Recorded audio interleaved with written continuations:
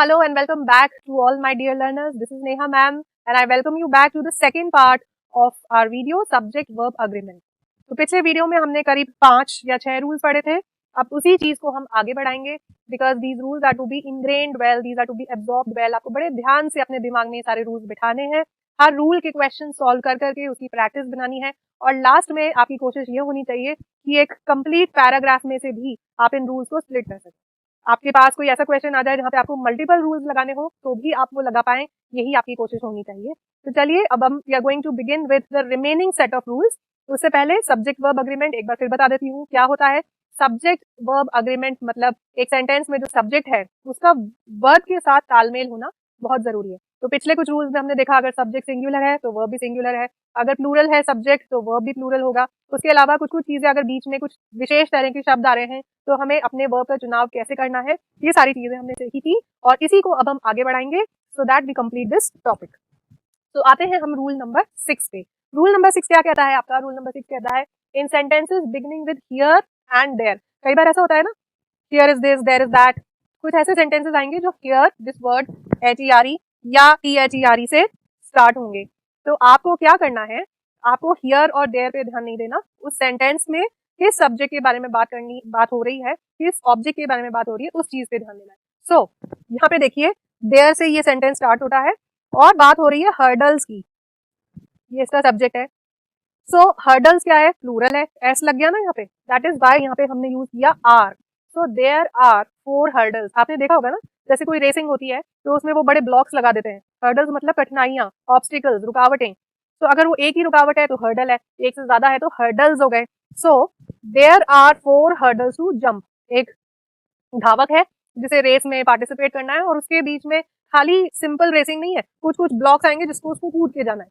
तो एक से ज्यादा है, 4 है, तो इसलिए there is a high hurdle to jump. अब क्योंकि एक ही हर्डल आया तो हमने लगा दिया इज. सिंपल है. देयर और हियर से कंफ्यूज नहीं करना. आगे सब्जेक्ट क्या कह रहा है उस पर ध्यान देना है. Here are the keys. चाबियां हैं, बहुत सारी हैं. ये लो भाई चाबी, इस तरह से हम बोलते हैं ना, ये लो चाबियां. तो हियर आर द कीज, अरे ये रही चाबियां. ये उस तरह का सेंटेंस है. Here comes the solution. Oh my God, I am so confuse, मुझे समझ में नहीं आ रहा क्या करें. ओह here is the solution. Solution क्या है? एक ही है, दैट इज वाई हमने लगाया कम्स. अगर मैं इसे कम बोलती तो ये प्लूरल हो जाता, क्योंकि एस लग गया तो ये सिंगुलर कहलाया. ओके, तो ये रूल कहता है हियर और देयर इन सेंटेंसेस में आता है तो आप हियर और देयर से कंफ्यूज ना हो. आगे वाले सब्जेक्ट पे जो रियल आपका नाउन प्रोनाउन क्या चीज है वो क्या है उसको देख के डिसाइड करें.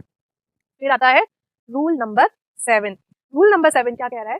Use a singular verb with distance. कभी कभी अपन डिस्टेंस का नाम लेते हैं भाई, 1 kilometre, 2 kilometre, periods of time, sums of money etcetera. जब इनको हम यूनिट के तौर पे मतलब एक साथ मान के चलते हैं तो हम इनको सिंगुलर ही मानेंगे. 3 माइल्स, जैसे अब ये डिस्टेंस है, 3 माइल्स को हमने एक यूनिट माना, ये आपके सब्जेक्ट की जगह आ रहा है और फिर हमने इसको सिंगुलर माना तो यहाँ पे लग गया is. 3 miles is a long distance. यहाँ पे 3 माइल्स आर, हम कंफ्यूज हो जाते हैं, माइल्स है, एस लगा हुआ है तो सब्जेक्ट तो प्लूरल है. बट रूल ये कहता है कि जब distance, period of time, sum of money, इस तरह की चीजें जब आपके सामने आएंगी और वो एक यूनिट की तरह अपीयर हो, मतलब अलग अलग ना दिखें, तो आप उन्हें सिंगुलर मानेंगे. 5 years is the maximum time to complete that course. आप अपने पिताजी से कहते हैं कि मैं फलानी जगह पे कोर्स करने जा रहा हूँ. फादर विल आस्क भाई कितने साल में लौटोगे, तो आप बोलोगे 5 साल तो लगेंगे. तो 5 years एक यूनिट हो गई. 5 years is the maximum time to complete the course. Unit of time taken as 1 unit. 10,000 rupees, कितने पैसे चाहिए? 10,000 रुपीज. रुपीज है बट यहाँ पे क्या है, मनी को हम एक यूनिट मान के चल रहे हैं, वो अलग अलग नोट नहीं देख रहे हैं. 10,000 rupees is a high price. रुपए बहुत महंगा है. कितने रुपए लगेंगे? 10,000 रुपए. So it's costly. बट अगर मैं ये बोलूं 10,000 नोट्स, 10,000 के नोट्स बिखरे हुए थे, तो यहाँ पे ये मनी की यूनिट नहीं हुई, यहाँ पे ये अलग अलग चीजें काउंट हो गई. That means rupee notes were scattered on the floor. 10,000 के नोट बिखरे हुए थे, 10,000 रुपए एज अ यूनिट नहीं हुआ. यहाँ पे हर नोट को आपने फिर एक अलग अलग यूनिट मान लिया. तो ध्यान रखिएगा क्या चीज है, distance, periods of time, sums of money etcetera. ये हो गया आपका रूल नंबर 7. अब आते हैं रूल नंबर 8 की तरफ.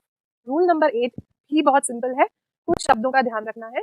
कई बार सेंटेंस में कुछ एडजेक्टिव्स आ जाएंगे। एडजेक्टिव्स क्या होते हैं ये आपको आने वाले टाइम में भी पता लगेगा। जैसे आप उन सिर्फ शब्दों पे ध्यान दीजिए, कौन से शब्द हैं? ऑल, कहीं ऑल लिखा हुआ दिखाई दे, a lot of, lots of, some.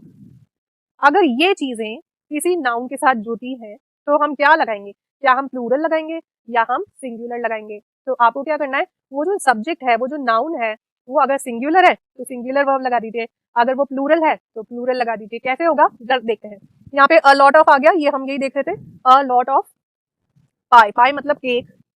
Has disappeared, भाई बड़ा सारा केक आया था, काफी सारा गायब हो गया, तो यहाँ पे पाई जो है ना वो सिंगुलर आया, तो मैंने हैज यूज किया। सिंगुलर हैज होता है, प्लूरल हैव होता है, तो आई हैव यूज हैज।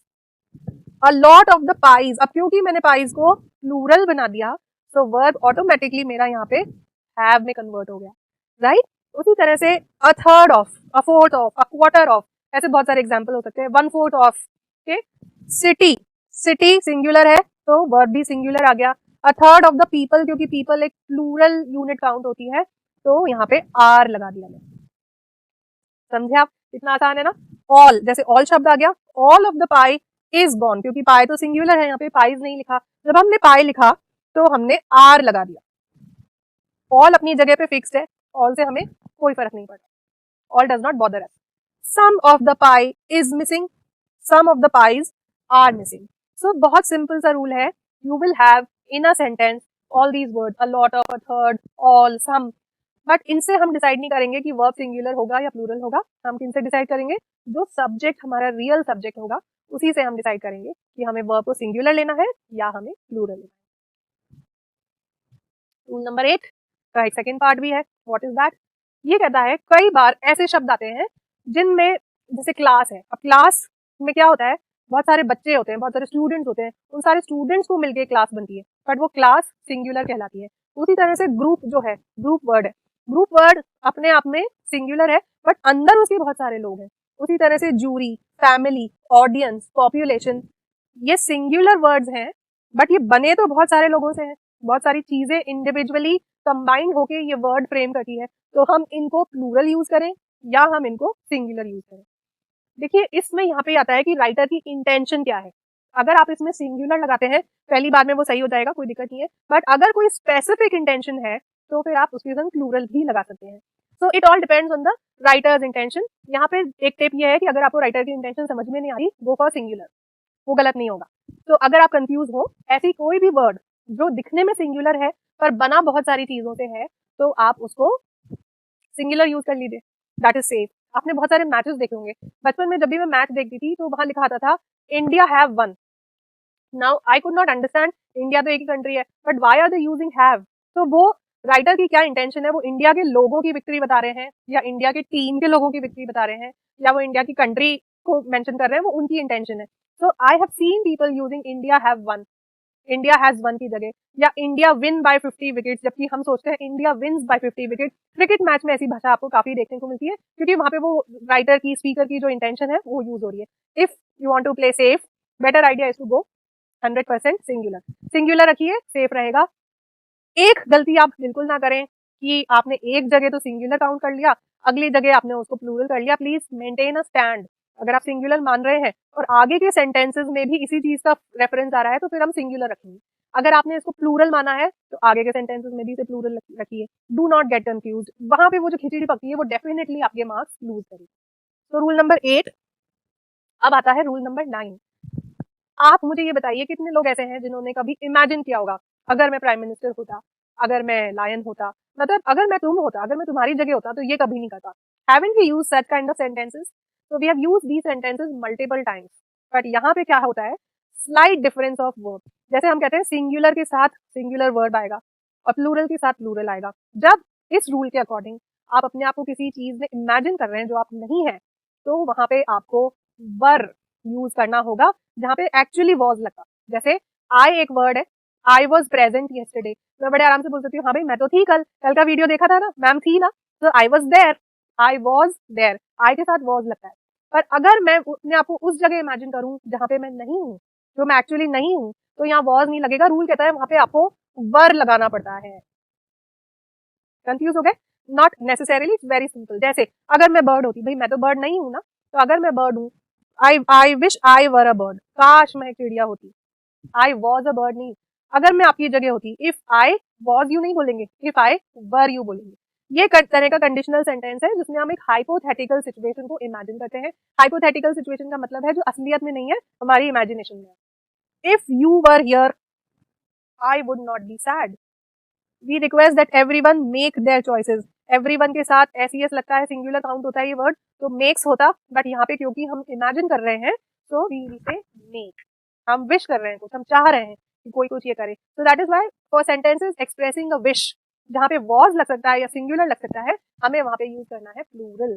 ज्यादातर सेंटेंसेस वर में आपको दिखाई देंगे। ये भी एक इम्पॉर्टेंट पार्ट है जो मैंने देखा है अक्सर एग्जाम्स में पूछा जाता है।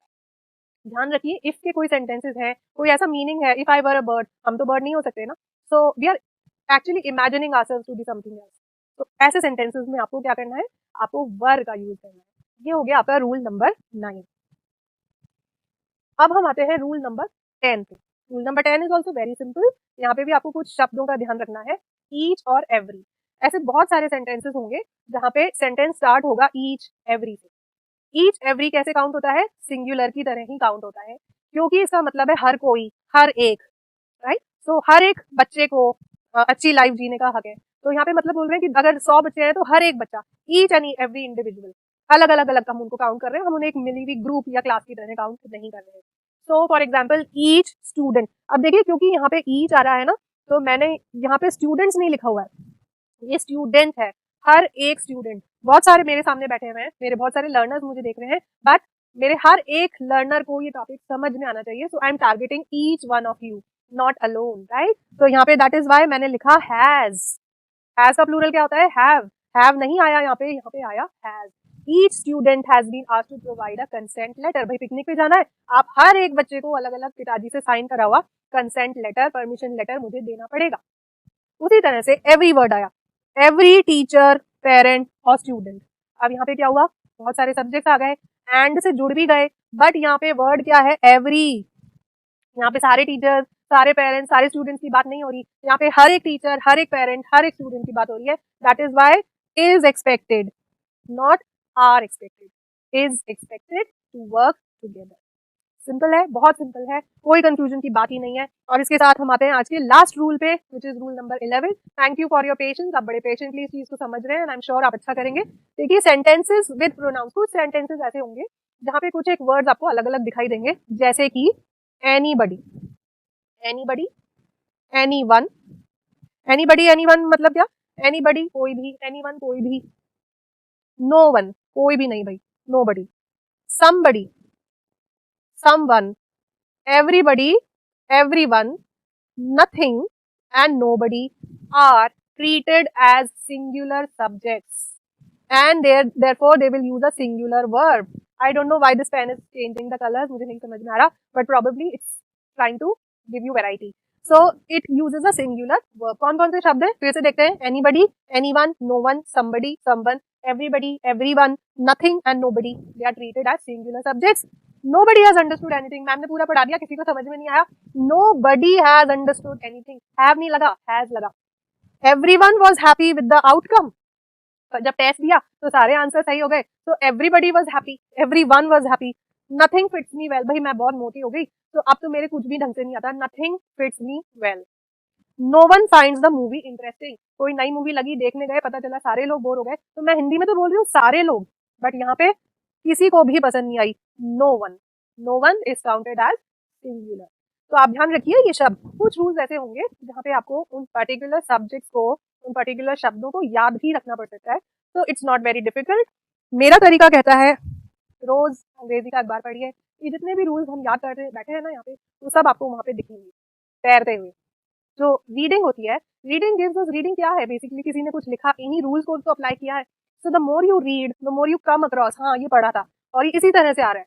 So this gives the real practice every day, in the morning, at night, in the afternoon, जब भी आपको टाइम मिले, please give 30 minutes to reading. Okay, अगर आपको न्यूज़पेपर ऐसा लगता है कि बोरिंग है तो प्रैक्टिस करिए, ग्रामर की बुक खरीदिए, उसमें वर्कशीट्स भरिए, that is also very very useful. So with this we complete our unit number 1। The remaining units are going to be very exciting. Some more teachers are going to join hands. आपको बहुत मजा आने वाला है. But we also need one promise from your side कि आप पूरी मेहनत करने वाले हैं. You have to make use of all these valuable videos. So with this, your Neha ma'am says bye. See you again with unit number 5. I'll be back in unit number 5. Goodbye. Thank you everyone.